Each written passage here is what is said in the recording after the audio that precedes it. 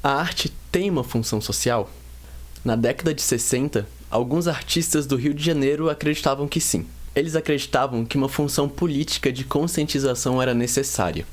E então, com uma dissidência do antigo Teatro de Arena, é fundado em 1962 os Centros Populares de Cultura.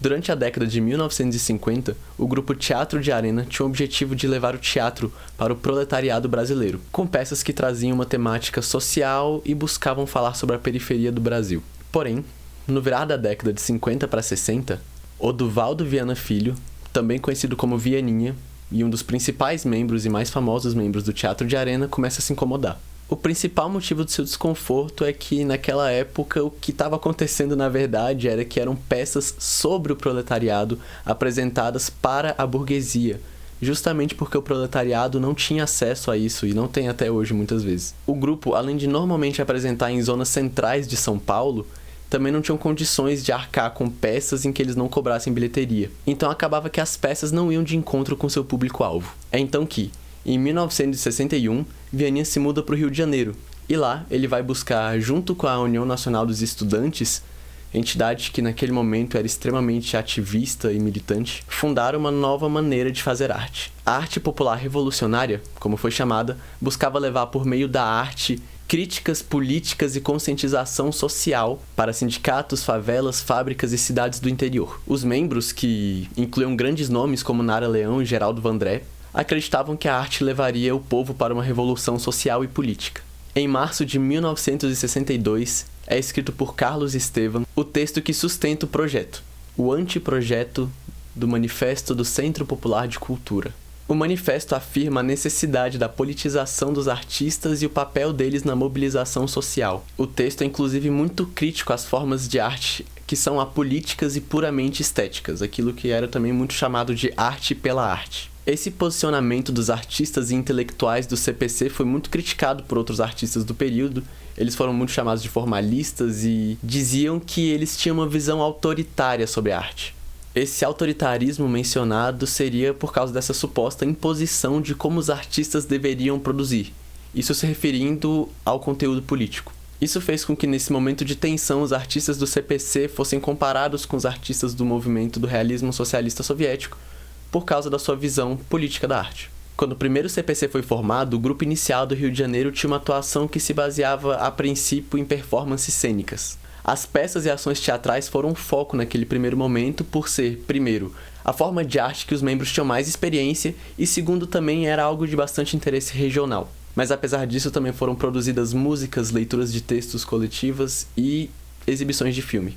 Com o tempo, o CPC foi sendo replicado em outros estados e outras regiões do Brasil e tendo um foco diferente baseado nas capacidades, possibilidades, necessidades e demandas de cada região. Inclusive, os novos CPCs não foram surgindo do nada de maneira espontânea. A participação da Uni aqui foi extremamente importante. A gente não pode esquecer que eram sempre ações conjuntas de CPC e Uni. O movimento Univolante de 1961 surgiu como uma espécie de caravana, que, com 20 membros do CPC e 5 membros da Uni, viajavam o Brasil, incentivando e proporcionando, além de ações culturais e artísticas, debates, assembleias, seminários e diálogos políticos. Foi dessa maneira que os CPCs foram sendo criados em volta do Brasil inteiro. O Vianinha apresentava a proposta e os objetivos e, a partir deles, os criadores regionais agiam da sua própria maneira. No caso da Univolante, desse período em específico, existia um objetivo a curto prazo. Muitas reformas de base estavam sendo propostas pelo governo de João Goulart, e muitos reivindicavam que o fato de apenas 1% dos jovens brasileiros estarem na universidade era um problema que não só merecia, como necessitava de uma solução. Esse seria o objetivo a curto prazo. A longo prazo, o objetivo seria uma revolução social em território brasileiro. Ferreira Goulart, um dos membros do CPC do Rio de Janeiro, comentava com frequência sobre alguns problemas que ele via no projeto dos CPCs. Ele costumava dizer que a arte, antes de ser política, precisa ser arte. No sentido de que muitas performances dos CPCs, para ele, eram vistas como apenas conteúdo político, sem nada de cativante artisticamente, nada de envolvente. Isso fazia com que, quando performances eram feitas em sindicatos, por exemplo, as lideranças políticas ficassem e todo o resto, que era o público-alvo, se retirava. O objetivo de levar conscientização para um público não politizado, desinformado e principalmente desinteressado falhava por não conseguir cativar. Portanto, a arte era política, mas não era artística. Ferreira Goulart, inclusive, comentava sobre como as performances dos CPCs perdiam em público para um homem com uma viola do outro lado da rua, e isso mostrava como o CPC falhou em falar a língua do povo naquele momento.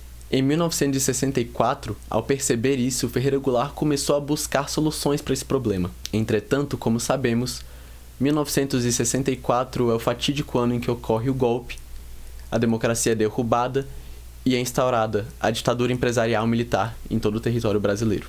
Um dia após o golpe militar, a sede da ONU é incendiada, os CPC são colocados na ilegalidade e os seus membros perseguidos. Apesar de qualquer crítica, o CPC foi um projeto que merece ser lembrado com muito orgulho. Um projeto que buscava tornar a cultura acessível. Um projeto que lutava diretamente contra esse padrão de manter tudo aquilo que é de prestígio na mão das elites, com entradas caras, feitas sempre em bairros nobres. A ideia de levar cultura para a periferia, no entanto, é falsa. A cultura já é presente lá e inclusive muito mais forte do que em qualquer centro urbano. A ideia não era, de forma alguma, levar cultura aos aculturados. Esse discurso, inclusive, é com frequência repetido por aí e não faz sentido algum. A ideia ali era levar conscientização política por meio de ações culturais.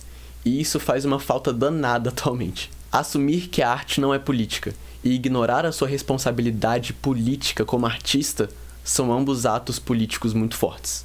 Como dito no próprio manifesto do Centro Popular de Cultura, o que não é declarado explicitamente pelo artista alienado é dito implicitamente pela obra alienada. Eu sou o Koba e eu espero que vocês tenham gostado.